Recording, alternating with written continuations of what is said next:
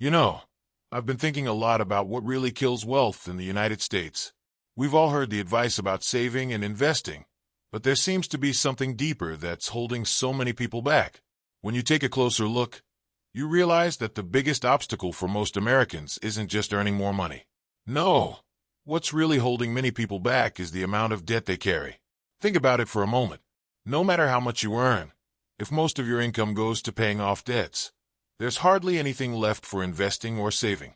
It's like trying to fill a pool with a bucket full of holes. You can keep pouring water all day, but it will never fill up if everything is leaking out at the same time. Debt, especially consumer debt, is a silent killer of wealth.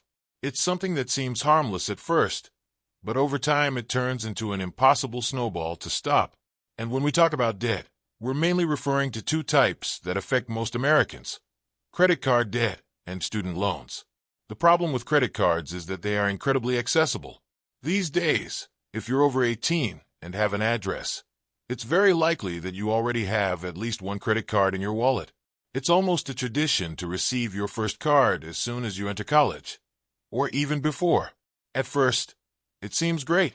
The card gives you a sense of freedom, making you feel like you can buy whatever you want without worrying about the balance in your checking account. But what many don't realize is that while the card allows you to defer payments, there's a huge price associated with that: interest. Interest rates on credit cards in the United States are absurdly high. Most cards have interest rates that exceed 20%, with some reaching as high as 25 or even 30%. What does that mean? Well, let's say you make a $100 purchase on your credit card and decide to pay only the minimum each month. If your interest rate is 20%, that small $100 expense can easily turn into something much larger if you don't pay it off quickly. In fact, what many people don't understand is that by only paying the minimum, the debt hardly reduces at all.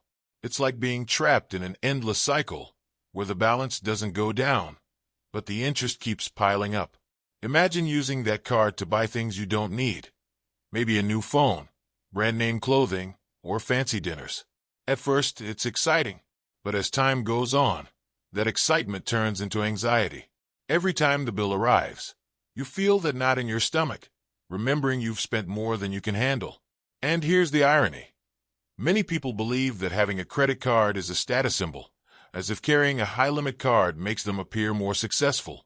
But what they don't realize is that, in reality, they're signing a contract that binds them to a financial burden that can last for years. The real problem is that credit card debt is one of those traps that's easy to fall into but very hard to escape. And it's not that people are irresponsible. Often, people turn to credit cards in times of need. Maybe they had an unexpected expense, like a medical bill or a car repair. Or perhaps they're struggling to cover this month's bills, and the card seems like the only way out. What happens is that once you start relying on credit cards, it's hard to stop. It becomes a sort of crutch, and each month you end up using more than you can afford. And with the interest accumulating, it's like trying to swim in a sea with an anchor tied to your feet. No matter how much effort you put in, you're always being dragged down. Now, let's talk about another major wealth killer: student loans. This is a huge topic in the United States. For decades, the idea has been promoted that a college education is the path to success. And don't get me wrong, education is valuable. But the cost of that education has skyrocketed to the point where, for many young people, starting their adult lives also means starting with a massive amount of debt. Student loans are particularly dangerous because, unlike credit card debt, you can't simply declare bankruptcy and make them disappear. They're there, like a shadow that follows you everywhere. And the saddest part is that many people don't realize what they're signing when they accept those loans. They're so focused on getting their degree, on reaching that bright future, that they don't see the financial weight they're taking on. The issue is that the cost of education has risen much faster than wages. So many graduates find themselves in a situation where they have a degree but don't earn enough to pay off their loans, while also living comfortably. This creates a cycle where people are trapped in repaying their debts for years, even decades, delaying other important financial decisions like buying a home, investing, or saving for retirement. The burden of student debt can be crushing. Many graduates are forced to take jobs that aren't in their field of study or that don't pay enough, just to meet their monthly payments.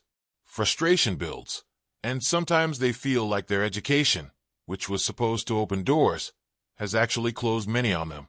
Furthermore, the social pressure to have a degree can lead to hasty decisions, such as enrolling in expensive programs without properly researching the job opportunities they offer.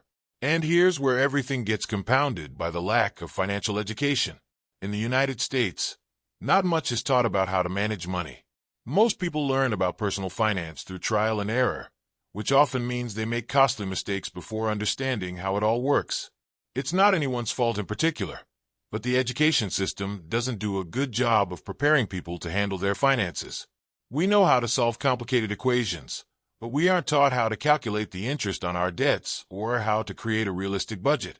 The consumer culture also plays a huge role in all of this. In the U.S., there's enormous social pressure to live a lifestyle we can't always afford. There's an obsession with having the latest technology, buying bigger houses than necessary, and driving new cars every few years. Social media only amplifies this. We're constantly exposed to the seemingly perfect lives of others, which makes us feel like we need to spend more to keep up. And what about the messages we receive constantly? Advertising is designed to make us feel like we need things that we really don't. Every ad whispers in your ear that your life won't be complete until you have that new gadget or that brand-name clothing. This creates a sense of dissatisfaction, a constant search for the next thing, for the new item we're supposed to have to be happy. And this is where everything connects. The lack of financial education and the culture of consumption lead people to make poor financial decisions. These decisions drag them into debt that, over time, becomes hard to manage. And when you're burdened by debt, it's virtually impossible to start building wealth. Most of your money goes toward paying interest, trying to chip away at those debts, instead of being invested in something that genuinely yields positive returns. Moreover, the lack of an emergency fund is another factor that fuels this downward spiral. Many people live paycheck to paycheck, spending almost all their monthly income.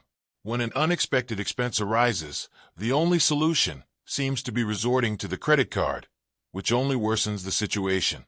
If they had a small financial cushion, it would be much easier to manage those surprises without falling into debt. The truth is we should prioritize saving, even if it's just a small amount each month. Over time, that savings can grow and provide the security we so desperately need. But not everything is lost. The first step is to recognize the problem. If you realize you're in a situation where your debts are holding you back, the next step is to map out a plan to get out of them. There are different methods you can follow. Some prefer the snowball approach, where you start by paying off the smallest debt first, and then use that momentum to tackle the larger debts. Others opt for the avalanche method, focusing on paying off the debts with the highest interest rates first. What's important is that, regardless of the method you choose, you start moving in the right direction. Every small step counts. And once you free yourself from the burden of debt, you'll see how much you can progress toward your financial goals. Not only will you be able to save more, but you'll also start investing, building a financial cushion, and ultimately generating wealth instead of being trapped in the cycle of debt. It's a long journey, but it's entirely possible. And the sooner you start, the sooner you'll see results. So if you feel stuck, don't despair. Just take the first step and watch everything begin to change. Thank you so much for watching. If you enjoyed the content, don't forget to give this video a thumbs up and hit that subscribe button so you never miss an update. And remember, the journey to becoming a millionaire starts with the right mindset and the knowledge to make it happen. Stay focused, stay hungry. We'll see you in the next video.